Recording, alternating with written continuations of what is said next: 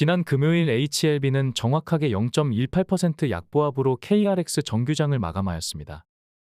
금요일 종가는 리픽싱 전환가액에서 정확하게 마감한 모습입니다. 차트상으로는 리픽싱 전환가액을 하회한 이후 윗꼬리를 반복하며 해당 구간에서 지속적으로 저항을 느꼈다는 것을 확인할 수 있는데, 전환가액인 54,464원을 돌파한 이후 이틀 연속 시종가로 안착했기 때문에 이론적으로 하루만 더 시종가를 유지해준다면 전환가액은 지지력으로 변모하게 될 것입니다.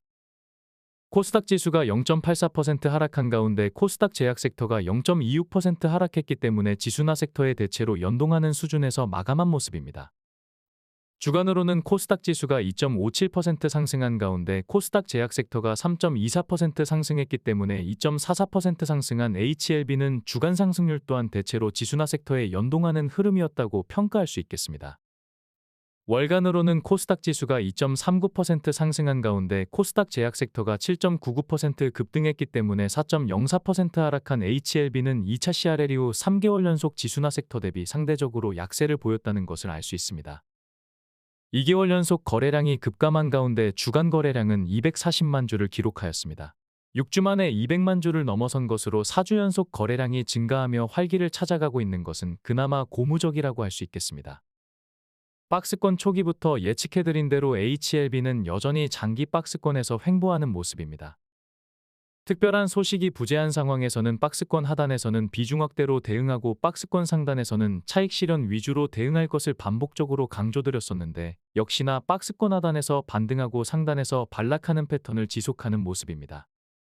멤버십 회원방에서는 장기 물량을 그대로 보유한 채 단기 대응을 병행하고 있는데, 역시나 강조드렸던 박스권의 상단과 하단을 꾸준히 공략하면서 단기 대응을 재개한 3월 25일 이후 주가는 크게 하락했지만 155% 수익을 기록하며 적지 않은 차익을 취하고 있습니다. 멤버십 회원방에서는 HLB는 물론이고 출량파 최선호주를 추천하고 있는데, 멤버십 추천 종목은 주도주를 적극적으로 공략하면서 지수 상승률을 수십 배 상회하는 역대급 수익률을 기록하고 있습니다.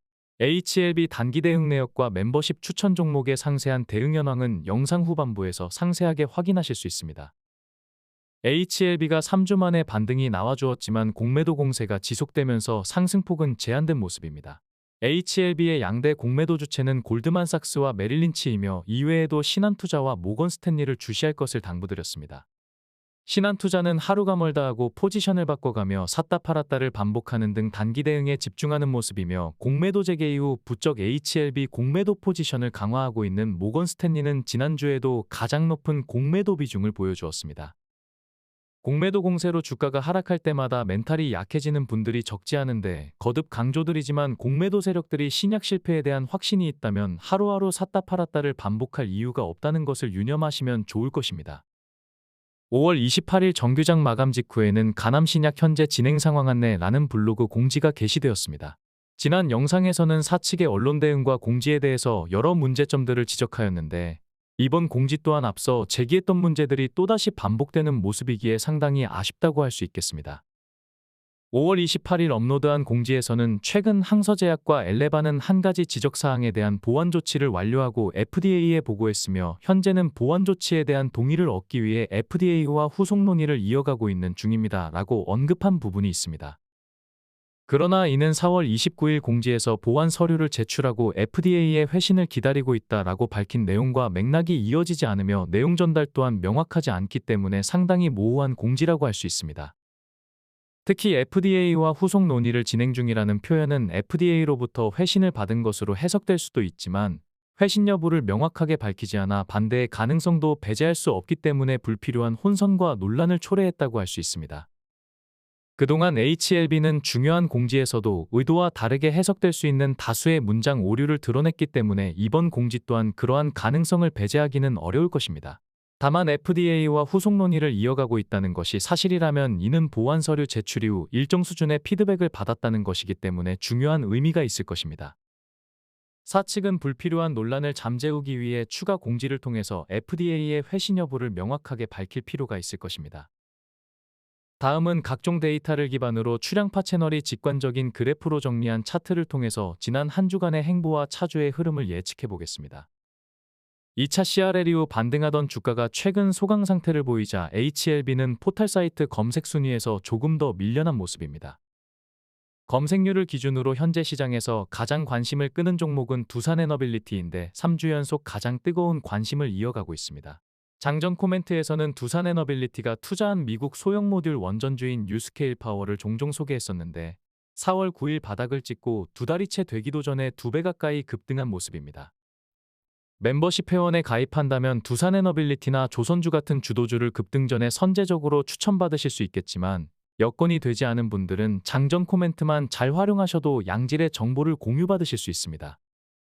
지난 금요일 HLB는 기관이 매수 우위 관망한 가운데 개인이 매수했지만 외국인은 5월 8일 이후 가장 많은 매도세를 기록하였습니다. 최근 개인이 매수세에 적극적이고 외국인의 매도세는 상대적으로 증가하고 있는데 관련한 분석은 5월 18일자 영상에서 안내드렸으니 참고하시기 바랍니다. 최근 외국인의 매도세가 이어지면서 외국인 보유 비중은 20.9%로 소폭 감소한 모습입니다. 공매도 증가로 외국인 보유 비중이 조금씩 감소하고 있지만 거시적으로 보면 상방 세력들의 물량 이탈이 여전히 미미하기 때문에 선제적으로 우려할 필요는 없을 것입니다. 기관 수급을 주도했었던 금융투자는 직전주에 3주 만에 소소한 매도세를 보였지만 다시 매수세로 전환하며 주가 반등을 이끌었으며 6주 만에 매도세를 보였던 연기금 또한 한 주 만에 매수세로 전환한 모습입니다. 지난주 글로벌 주요 증시는 미 증시가 반등한 가운데 우리 증시가 상대적으로 강세를 보인 모습입니다. 장전 코멘트에서는 경제 지표를 베이스로 한 시황 분석으로 상당히 정교하게 미 증시와 우리 증시의 동향을 전망해드리고 있는데 장전 코멘트에 참여하시면 글로벌 시황과 함께 HLB 분석을 매일 무료로 공유받으실 수 있습니다. 글로벌 증시의 동향을 보면 2025년 들어 코스피가 12.3% 상승하고 코스닥이 8.15% 상승하며 탄핵 정국으로 인한 상당한 리스크에도 불구하고 글로벌 주요 증시 대비 상당히 선방했다는 것을 알 수 있습니다.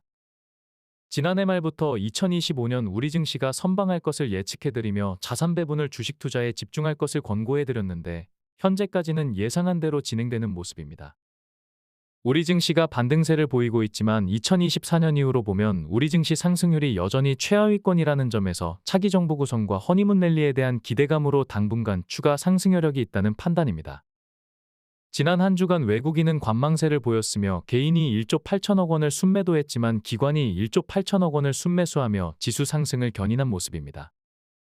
지난주 코스피는 금융업과 화학업종이 강세를 보였으며 오락문화가 약세를 보인 가운데 제약바이오 섹터는 외국인과 개인이 매도했지만 기관이 2주 연속 순매수하며 3.14% 상승으로 마감하였습니다.